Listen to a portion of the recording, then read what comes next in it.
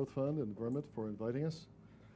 We are very keenly interested in your investment and in our expansion into the Europe and Russian areas. And specifically, when we look at the oil field plays and areas that we're doing in Texas, that we're looking at and contracted for in Canada, the shale in China, we look at Tatарstán and see that its oil complex looks like a wonderful place to fit our technology into. We are the business of carbon negative chemistry. It's not just a PowerPoint, but actually a business to run on same. Our partners include BP, GE, NRG, ConocoPhillips, who are familiar names. Cenovus Energy is a very large heavy oil manufacturing operation in Alberta and Saskatchewan, Canada. These have invested over the last 3 years in our company. Another partner is PVS Chemical, who is less well known here in Europe, but they are a large distributor and producer who owns their own chemical plant as well inside North America. It is with them that we have secured a $255 million 10-year contract for the offtake of the chemicals from our carbon negative process. And Zachry is a large EPC in Texas who owns the cement plant on which we are operating and capturing 15% of its CO2. Other partners include the more financially heavy billionaire Carl Berg, who has an interest in high tech and clean tech, Northwater Capital of Toronto, who and Blue Cap of West Texas. These are oil-related and petro-related funds.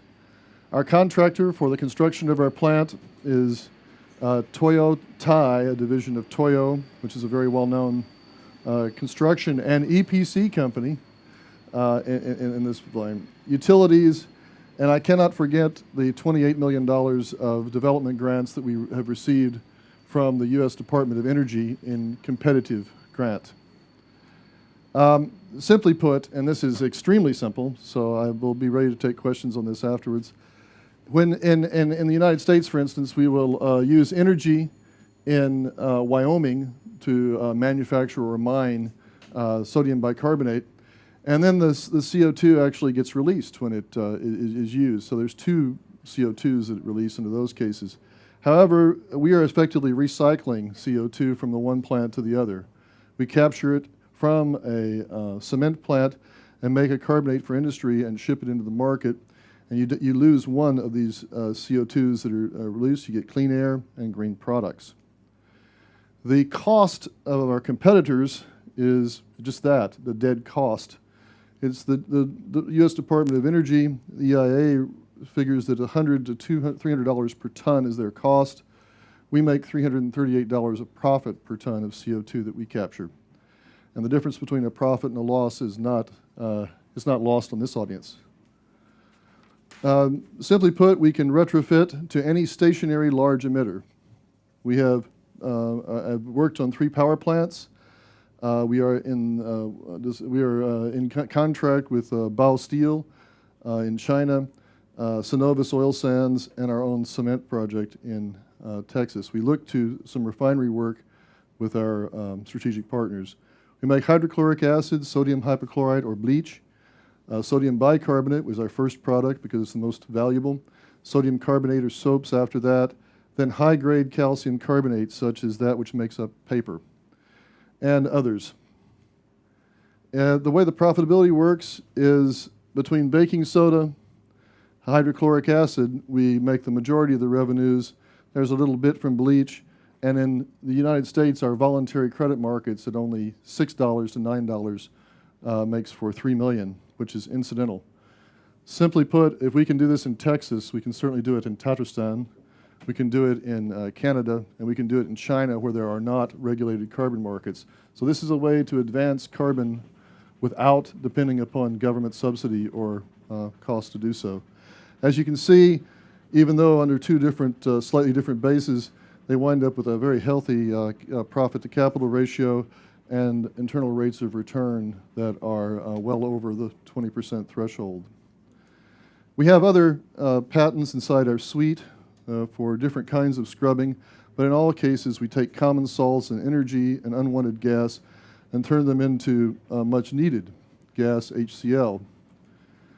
The Capital SkyMine plant, which I am happy to show you here today, is started construction in Texas and will be operational inside 16 months. We anticipate starting 1 to 2 other plants inside that time. It'll be constructed by Toyotai, a division of Toyo. There have been many plants built inside Russia, and they are firmly capable of accomplishing same. The shale map, which I'm sorry does not appear too well on this lighting, shows the location of all the shale fields that are to be exploited. And in Russia, Tatarstan is located in the midst of the most easily accepted, and to the east is the second largest field. We note that the locations of those deposits and needs for hydrochloric acid, there are carbon emitters everywhere, but in shale fields and in petroleum locations, there's a need for the byproduct hydrochloric acid. We anticipate being able to put in as many as 5 plants of bicarbonates. This is bicarbonate only, including 5 in Russia, 5 elsewhere, but along the petrospine of the U.S. to Canada Union Pacific Railway as well. We think this will be very well supported by the HCl price that occurs when shale develops in your region. In the United States, you can see that as the price, we had a very rapid increase in price as shale caught on. In China, they have already seen the same thing. And on early pricing trends that we were catching, the spot pricing in Russia is showing a more than 2.5x, which is typical of what happens when shale drinks up all the HCl that's needed. So we take unwanted CO2 and salt and produce wanted hydrochloric acid and good carbonates. I won't read this entire article to you because I'm informed I have 1 minute left, but Russia is gearing up for a shale boom and will also be needing the HCl. For Tatarstan, it represents the ability to make low-cost HCl inside its bounds and to make export earnings to the other regions of the country that are so doing. As you can see clearly here, it's located in the heart of the easiest acceptable belt. That which is around Moscow is not because of geology, and the second region to the west is to the east is easily available by rail. Similarly, there can be truck transport from that region inside about a 150-mile radius, which is usually where the best money is made.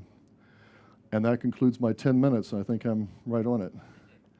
Thank you all very much. It's a great pleasure to be here and to see the companies that this fund is investing in. We'd very much like to fit into that group. Please, any questions?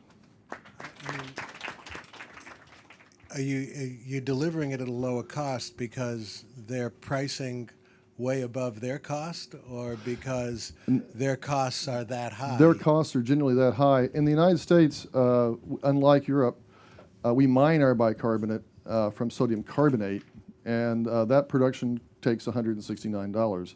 Solvay methods, I hate to speak for the corporation Solvay, but we estimate that their costs are about $200 to $210.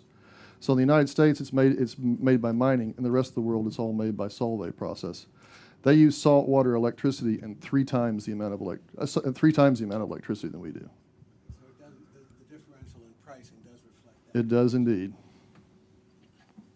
And then the second question, Joe, is related because, you know, often in a flue gas stream you have other components that you don't want to incorporate into your carbonate or bicarbonate product. So could you just comment a little bit about, you know, NOx and SOx process, for example? I will not take you into a chemistry lecture, but I'll just say that the skyscraper suite of processes that we do, we subject the flue gas to 4 screens. It's chilled at condensate, so we knock out particulate. We run it through acids, which absorb the metal oxides like mercury, lead, arsenic, and such as that. We hit it with base, hard base, which neutralizes the SOx and sulfuric and nitric acid gases. And then we hit it finally one more time to pull out the CO2. So by the time we're making CO2, we've stripped out everything else, and that's why we're able to make food-grade bicarbonate soda at the end. So to look at it this way, you're getting a scrubber for half price, but it pays for itself with those kinds of returns. Thank you.